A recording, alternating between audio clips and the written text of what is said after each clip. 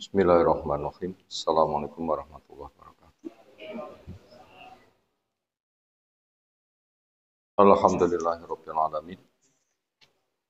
Walladzi arsala rasulahu bil huda wa dinil haqq liyudhhirahu likulli. Wa kafa billahi syahida. Wa asyhadu an la ilaha illallah wahdahu la syarikalah. Wa asyhadu anna Muhammadan abduhu wa rasuluh. Allahumma shalli ala Muhammad wa ala alihi wa ashabihi wa man tabi'ahum bi ihsanin ila yaumiddin. Ya ayuhan nas ittaqu rabbakum alladzi khalaqakum min nafsin wahidah wa khalaqa minha zawjaha wa bassa minhuma rijalan katsiran wa nisaa'a wattaqullaha alladzi tasaaluna bihi wal arham innallaha kana 'alaikum raqiba wa ba'd. Wa inna asdaqal hadisi kitabullah wa khairal hadyi hadi Muhammadin sallallahu alaihi wasallam. Syarrul umuri muhdatsatuha fa inna kulla muhdatsatin bid'ah wa kulla bid'atin dhalalah kulla dhalalatin finnar. Ayol ikhwah akramana subhanahu wa ta'ala. 4 ayat pertama surah Ar-Ra'd sudah kita kaji. 2 berikutnya insyaallah kita lanjutkan malam hari ini. Yang kelima dan yang keenam.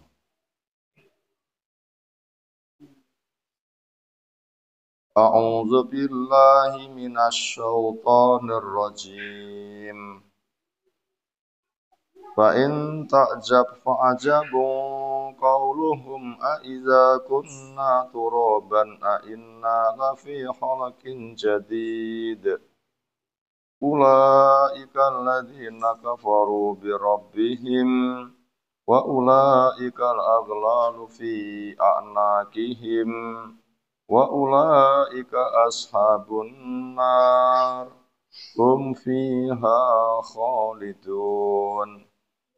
Wa yasta'jilunaka bis-sayyi'ati qabla al-hasanah wa qad khalat min qablihimul masulat fa inna rabbaka ladzu maghfiratin lin-nasi 'ala zulmihim wa inna rabbaka lasyadidul iqab.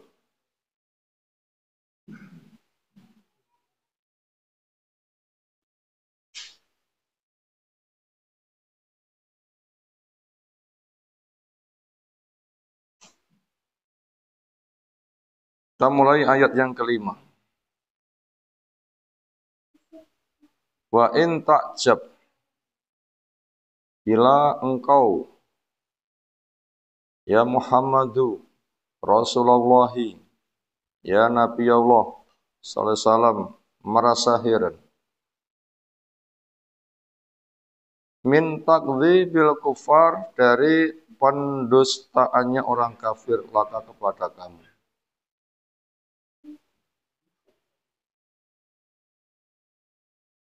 Bahasa yang mereka tuduhkan sebagai bentuk pendustaan kepada Nabi, Nabi dikatakan sebagai apa? Tukang sihir, tukang syair, agama nyeleneh, nggak mengikuti agama nenek moyang, atau itu dongeng. Itu diantara perwujudan mereka mendustakan punya bahasa-bahasa seperti itu. Padahal mereka tidak ada alasan mendustakan. Kenapa? Nabi kita kejujurannya sudah mereka kenal sejak dari dulu. Gak pernah dusta. Mereka tahu bukan tukang syair, bukan tukang sihir. Bahkan kecerdasannya pol. Bahkan mereka memberikan gelar dengan Al-Amin. Bahkan mereka menawarkan Nabi kita punya kedudukan tertinggi. Hartanya terbanyak. Kalau sakit mau diobatkan gratis.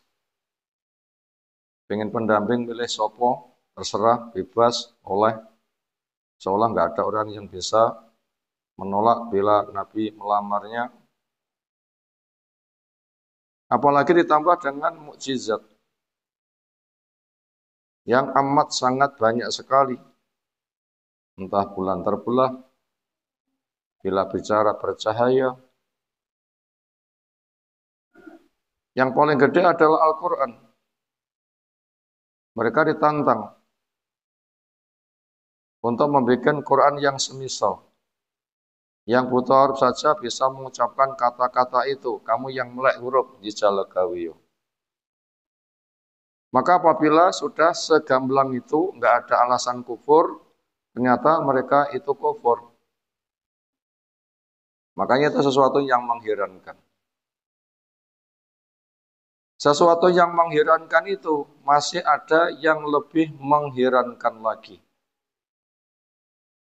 Bahasa gampangnya, ya Rasulullah SAW, bila selama ini mereka tidak ada alasan mendustakanmu, tapi kenyataan mendustakanmu, ini sebuah keanehan.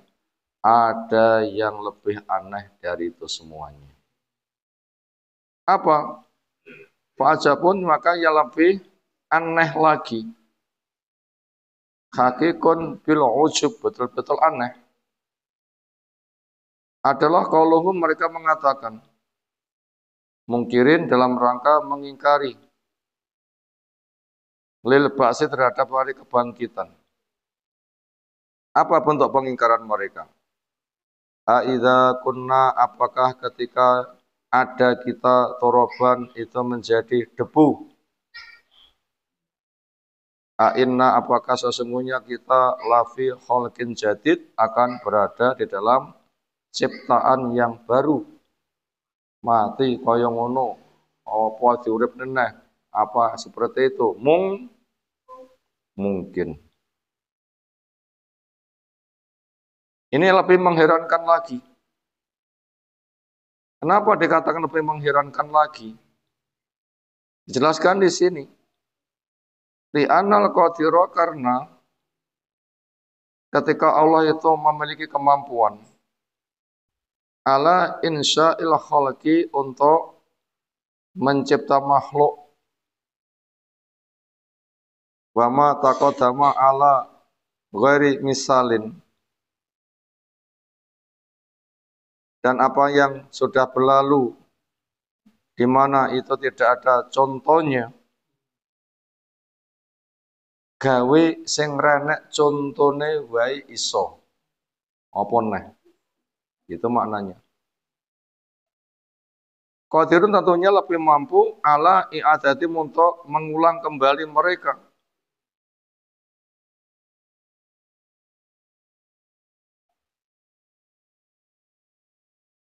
Gawe sing renek contone iso. Apalagi wis enek karek baleni, penak pundi? Ya jelas penak karek baleni. Kira-kira penak pundi? Babat alas, rong nek dalane blas, ternyata bisa sampai tujuan dengan alasnya dibabat, sudah diperkeras tanahnya, sudah dimakadam, terus diaspal halus, mulus, tol, penak pundi? Ya penak karek baleni pona sampun di aspal, mulus, tol bisa kayak gratis. Neng dhek ngomong babat alas pertama luweh penak timbang lewat jalan tol. Aneh mboten?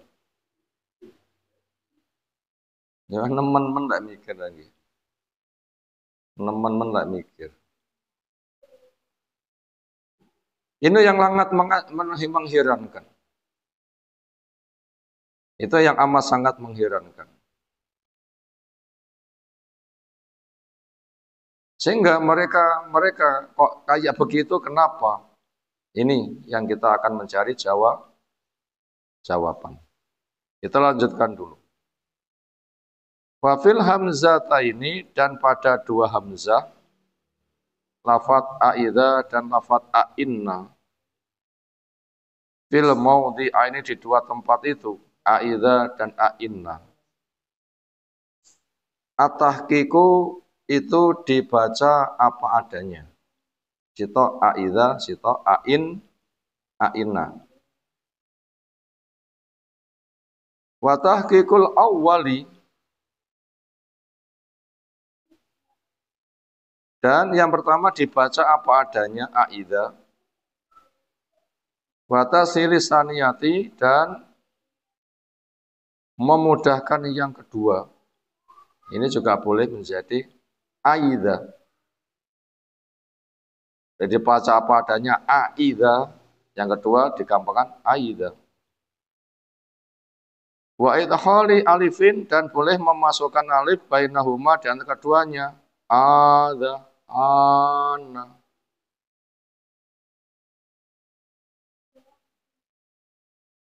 Ala wajib pada dua macam tadi. Watarga dan juga ditiadakannya.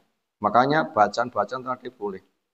Dibaca a'idha boleh, a'idha boleh, adha juga boleh. Dibaca a'inna boleh, a'inna boleh, anna juga boleh. Dari kebulian-kebulian yang ada, mana yang kita baca?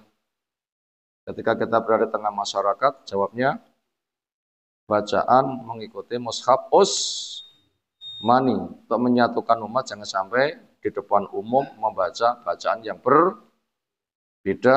Bukannya tidak boleh, tetapi orang yang tidak ngerti dianggap bertentangan. Nah, mereka bisa eker-ekeran, hancurnya Bani Israel di tengah kebodohan. Ternyata mereka tidak ngerti, akhirnya pada perkara yang asli nih oleh milih, tapi karena tidak ngerti dianggap bermusuhan. Yang kita baca tetap apa adanya. A'idha, a'inna.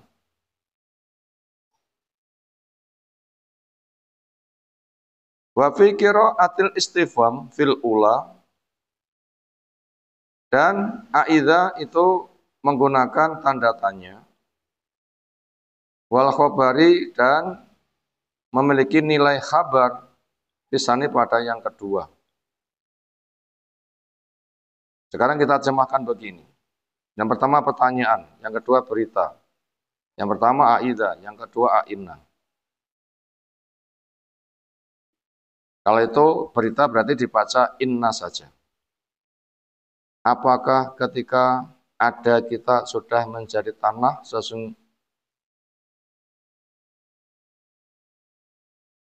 sesungguhnya kita akan berada pada penciptaan baru?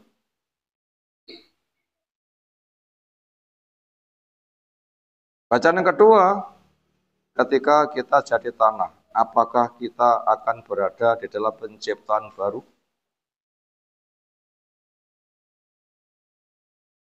Wa ukhra aksuhu, yang lain dengan kesebalikannya. Maka macam-macam bacaan seperti itu hukumnya apa? Boleh. Kenapa? Tidak mengubah makna. Ulaika, mereka itu orang yang aneh-aneh tadi. Aslinya bukan orang yang aneh, tapi aslinya orang yang kufur. Bila dikatakan aneh, wong kafir itu pancen wong aneh. Siapa mereka? Alladzina, orang-orang yang kafaru, memang mereka itu kufur, birabim kepada Allah Rabbnya.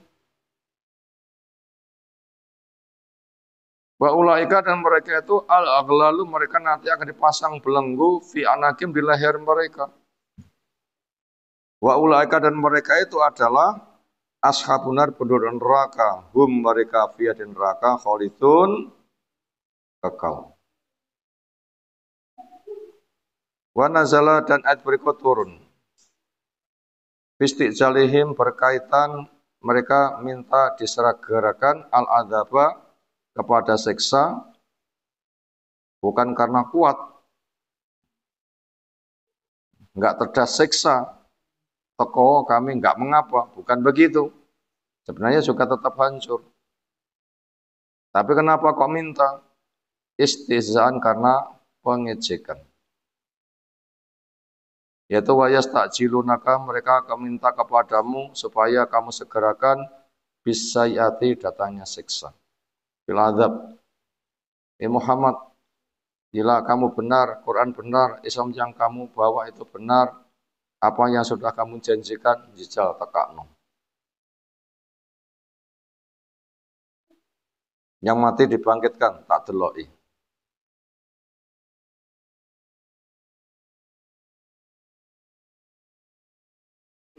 Orang-orang yang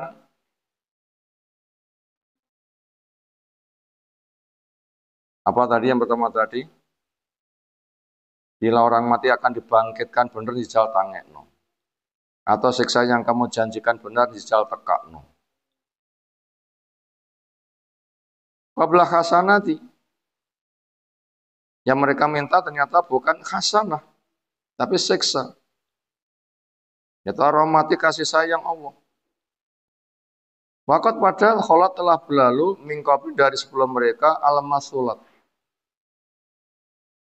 Jam'ul masulah. Mufradnya berbunyi masulah. Jama'nya berbunyi masulat. Jama' mu'annas salim. Biwazni as-samurah.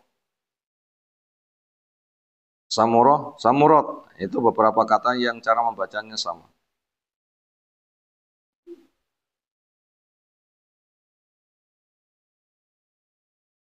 Yaitu ukubatu amsalihim, siksa-siksa yang menimpa semisal mereka minal mukadzib, dari para pendusta. Padahal mereka itu telah tahu umat yang dulu mengadakan pendustaan itu jelas dihancurkan dan mereka bisa membuktikan akan kehancurannya. Apa setidaknya dua bangsa yang mereka lewati, mereka selalu tahu loh sejarah bangsa mendustakan dihancurkan.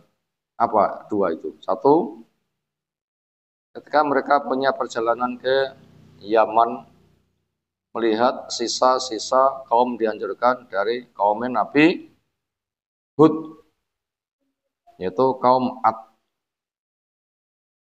Mereka gaul di pinten gedene wong. Gaure enak 6 meter. Rolas dirok. Watu-watu gede sebagai senjata. Seolah itu tidak ada orang yang bisa melawan. Ketika mereka diangkat angin tinggi-tinggi, dijatuhkan, kepala menghunjam duluan, gulune ceklek. Satunya lagi kaum yang memahat gunung.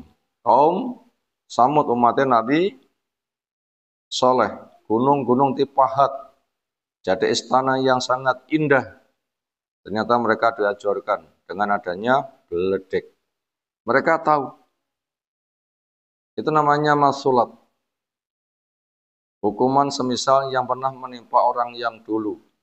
Ternyata orang Quraisy itu aneh. Lek wis ngerti mendustakan dihancurkan. Kayak contone. Kok panggah ngengkel minta didatangkan siksa. Jane karepmu kuwi apa? Urip sing tak goleki jane apa? Kan kabeh wong itu pengen uripe makmur, bukan uripe mengalami kehancuran. Lah kayak kufur itu hancur, kayak kufur hancur. Kamu emangnya pengen hancur? Kamu kan diajak untuk bahagia, selamat. Tapi mengapa kok malah memilih kehancuran? Itulah namanya keanehan mereka. Afala ya'tabirun biha, kenapa mereka enggak mau mengambil pelajaran dengannya? Wa inna rabbaka ladzu maghfiratil linnas. Sesungguhnya Allah Rabbmu itu betul-betul memiliki ampunan buat manusia. Wis to, dosa kaya ngopo. Mumpung sekarang kamu belum mati, masih diberikan enggang. Jadi aslinya andaikan Allah mengatakan kamu hancur itu sudah hancur, tapi kamu itu belum. Kenapa? Masih terikat kontrak. Karena dunia bukan tempat pembalasan, tapi tempat pengicipan. Semoga bisa tobat. Dan kamu kan telah mengicipi bagaimana beratnya dunia, apalagi beratnya akhirat. Kamu telah melihat beratnya orang yang dihancurkan, apalagi dihancurkan di akhirat. Kenapa itu enggak mau kamu ambil pelajaran? Wis to, dosa kaya ngopo, pokok gelem tobat akan di ngapura. Kenapa? Inna rabbaka ladzu maghfiratin linnas. Memang Allah Rabbmu itu zat yang maha memiliki pengampunan buat manusia. Ala dzulmi bersama kedzaliman mereka. Wis to, zalimu gawedene kaya ngopo, pokok gelem tobat di ngapura. Kenapa? Ya memang maha pengampun yang ngono kuwi. Nah, wong angel, kenapa? Enggak punya sifat maha pengampun. Yang ada potensi dendam. Angel ngilai hati ketika sedang luka dan sakit. Tapi Allah itu tidak ada sifat dendam. Tidak ada sifat hasad. Yang ada adalah Allah firmankan, Inna rahmati sabagat ghadabi. Sesungguhnya rahmatku mengalahkan murkaku. Artinya wongi salah kaya ngopo. Tidak perlu dosanya sundul langit. Sundul langit lapis pitu. Pokok gelem tobat tetap diterima. Jangan putus asa. Sehingga Allah memanggil, ya ayyuhalladzina asrafu ala anfusim la taqnatu mir rahmatillah innallaha yaghfirudz dzunuba jami'a. Wahai orang yang melampaui batas, melakukan dosa, terserah kaya ngopo. Kamu jangan berputus harapan dari rahmat Allah. Jangan punya pemikiran dosa kok kaya ngene apa mungkin di ngapura. Aja ngono. Optimislah, di ngapura. Wis to. Pira wae dosamu, di ngapura. Raketang sundul langit. Itulah Allah memberikan jamunan apabila mereka itu meminta ampun diampuni walaupun mereka melakukan kezaliman. Wa illa, dan apabila Allah tidak berkenan mengampuni, lam yatruk ala dzoriha, tidak bakal tersisa di permukaan bumi dabatun. Walaupun hanya satu makhluk saja raketang semut sitok. Ini kira-kira manusia niku mau dosa langsung kena hukuman. Kira-kira siapa yang tidak terkena hukuman? Opah didik salah tutuk, salah neh tutuk, salah neh tutuk, salah gede kepruk, ngoten nggih. Apalagi syirik hancur. Itu andaikan terjadi nggak akan tersisa. Tapi kenyataannya wong kok panggah utuh. Padahal dosa itu nggak gelem perai. Kenapa? Ini bukti rahmat Allah mengalahkan murkanya. Saking gedenya rahmat Allah. Zalimmu kaya ngopo, ternyata tidak dihancurkan di dunia. Kenapa? Dunia bukan tempatnya. Itu nanti akan diberikan di akhirat. Makanya jangan sampai terkena di akhirat. Maka sekarang segeralah untuk berbuat baik kembali dengan cara bertobat. Karena juga ada umat-umat yang butuh untuk menjadi percontohan. Kufur kai hancur. Kamu nanti juga punya catatan semisal. Jangan sampai kamu mendapatkan siksa 2 kali. Tapi apabila kamu sudah digitukan gak mau tobat, ingat, wa inna rabbaka la syadidul iqab, sesungguhnya Allah Rabbmu amat sangat keras siksaannya man asal kepada orang yang bermaksiat kepadanya. Selesai kita membaca 2 ayat bersama tafsir ringkas yang ada di tafsir Jalalain. Sekarang terjemah global. Hai Rasul SAW, bila kamu dakwah didustakan, kamu nggak usah gumun. Karena iman kepadamu itu dianggap berat. Ada yang lebih gumunake malih. Karena untuk mengimaninya mudah, ternyata mereka juga tetap tidak mau mengimani. Yaitu ketika mereka mengatakan, apakah ketika kita jadi tanah nanti akan dicipta makhluk baru? Ini aneh. Kenapa kok tanya seperti itu? Jawabnya, ya mesti. Apa Allah itu mampu? Ya mesti. Nyapa kok mampu? Lah gawe renek contone iso karek baleni beraya luwe gampang. Oh iya iya. Ternyata sudah segamblang itu juga nggak mau beriman. Itulah perkara yang lebih mengherankan. Maka orang yang tipenya seperti itu, itulah asli orang yang kafir. Mereka akan dibelenggu di leher mereka. Mereka sebagai penduduk neraka, kekal di dalamnya.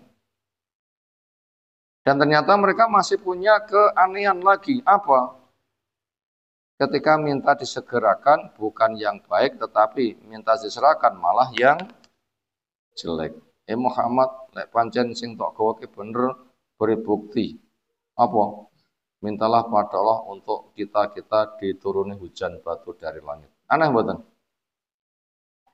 Minta bukti kebenaran kok hancur. Mesinnya pantasnya apa? Kalau benar buka hati kami. Gitu kan kudune lagi. Mesin itu begitu. Kalau memang itu benar, buka hati kami. Kok malah mengatakan bila itu benar hancurkan kami. Aneh mboten? Lah super aneh. Super aneh. Padahal mereka telah mendapatkan banyak peringatan. Hei orang yang dablek, tobatlah. Kenapa Allah itu Maha Pengampun kepada manusia walaupun mereka punya kezaliman. Tapi ingatlah, bila kamu sudah digamblang seperti itu masih juga tidak mau beriman, ingat siksa Allah Rabbmu itu amat sangat keras sekali.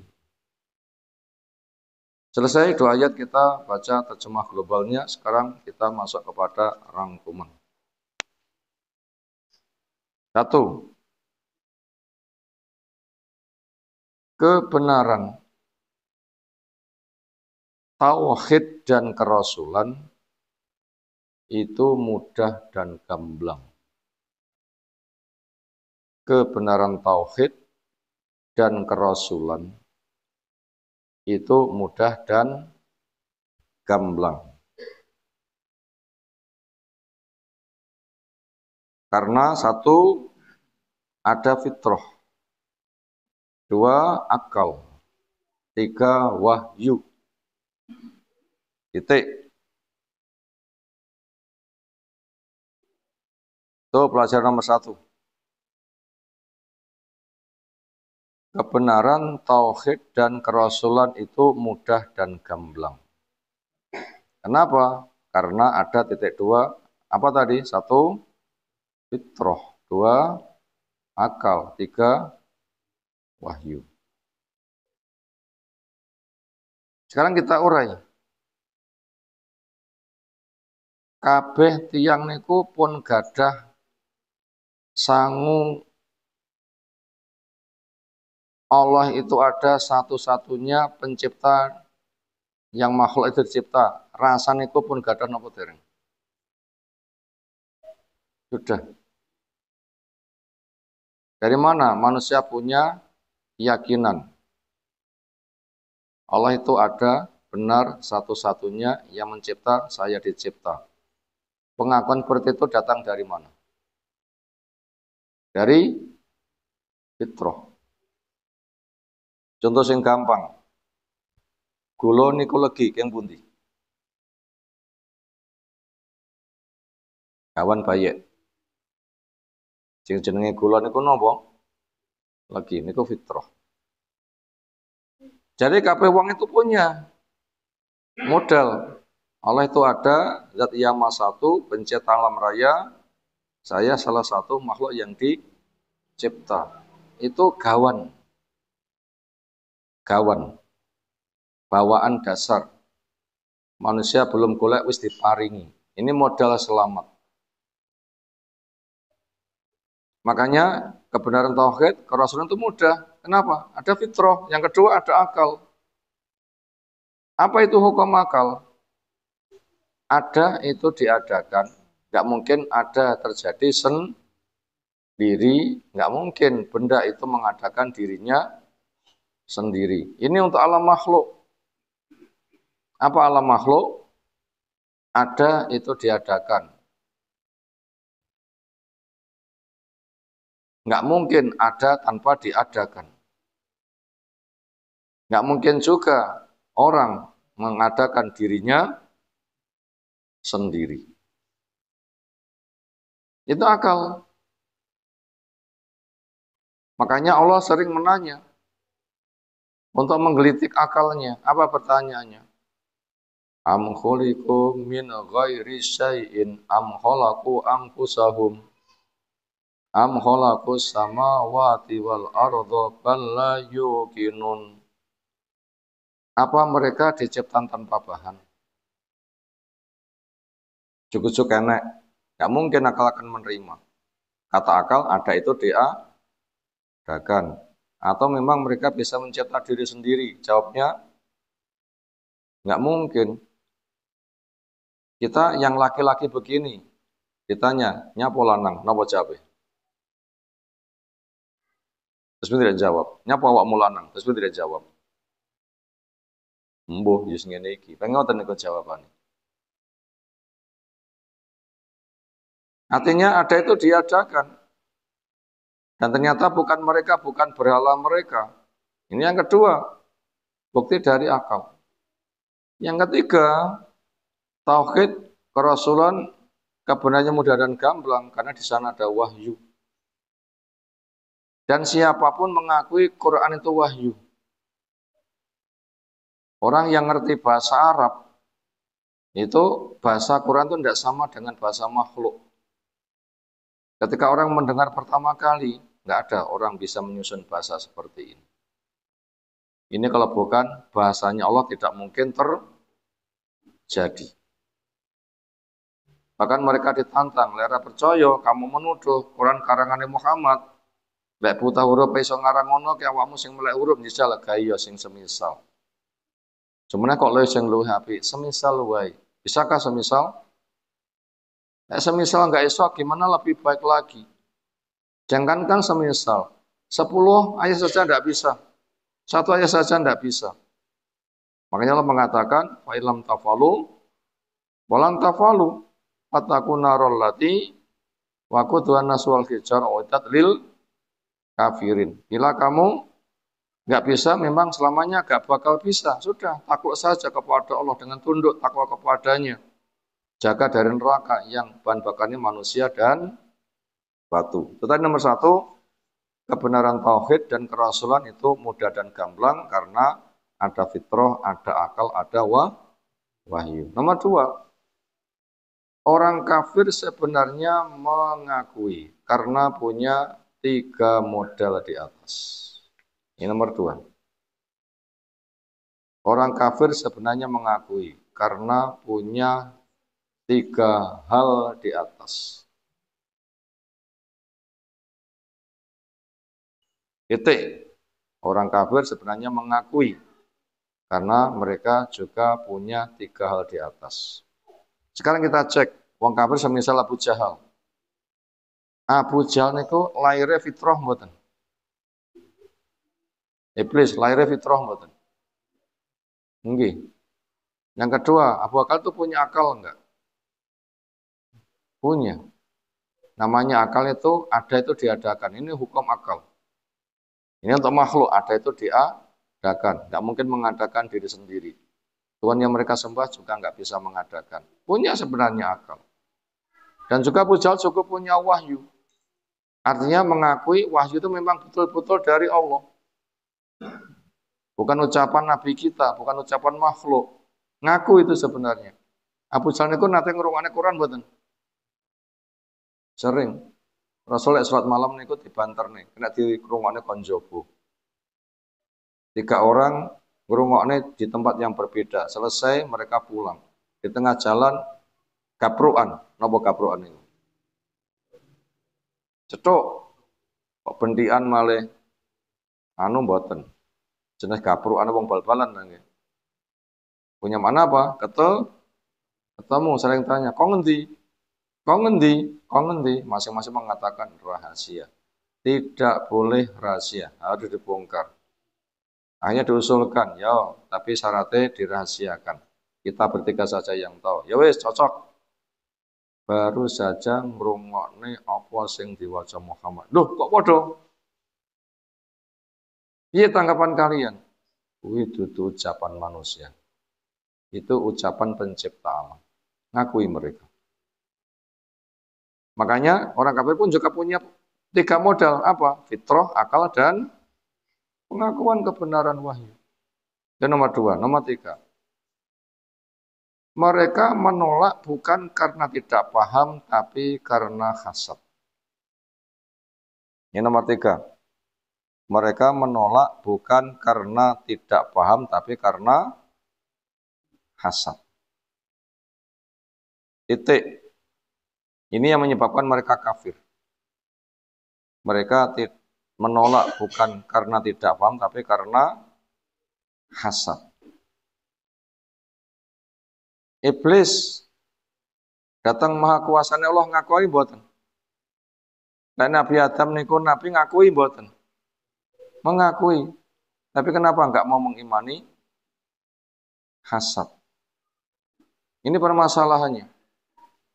Makanya wong lek hasad didalili kaya ngopo? Nganti sing dalili niku ibarate lambene sak lumpang karek sak merang. Ya panggah ora di pompo. Bukannya enggak jelas, bukannya enggak gamblang. Tetapi hasad itu bagaikan api memakan kayu bakar. Wis to, tiyang niku arek wis hasad. Yo omong ngono kaya ngopo enggak bakal menerima. Makanya mereka itu sudah enggak logis lagi. Makanya orang yang aneh. Bila mereka kamu merasa aneh didustakan, orang sanggumun. Aneh sing luwih aneh lagi. Mau sudah benar masih ditolak. Kenapa? Gara-gara hasad. Ngeten contohnya, tiang sing super aneh. Tiang niku dikenal tukang guluk. Guluk sak kental niku enteng. Nggak perlu dicekal tangan sitok diuncalane kuat. Jenenge tukang guluk. Ning dange diomong tulung junjungna beras sekilo, gak kuat aku.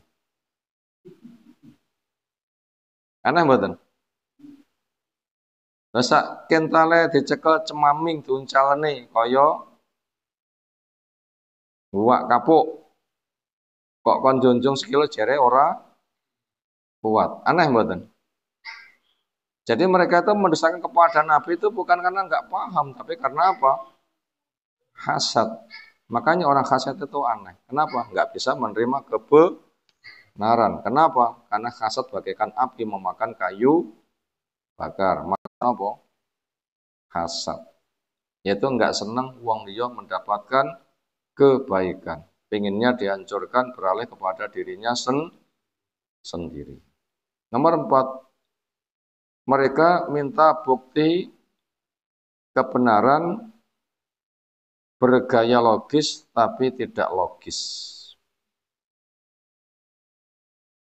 Mereka minta bukti kebenaran bergaya logis tapi tidak logis. Yaitu minta didatangkan siksa bila Islam itu benar. Yaitu minta didatangkan siksa bila Islam itu benar. Ini nomor 4. Mereka minta bukti kebenaran bergaya logis tapi tidak logis. Yaitu minta didatangkan siksa bila Islam itu benar. Muhammad, lek Islam kuwi bener.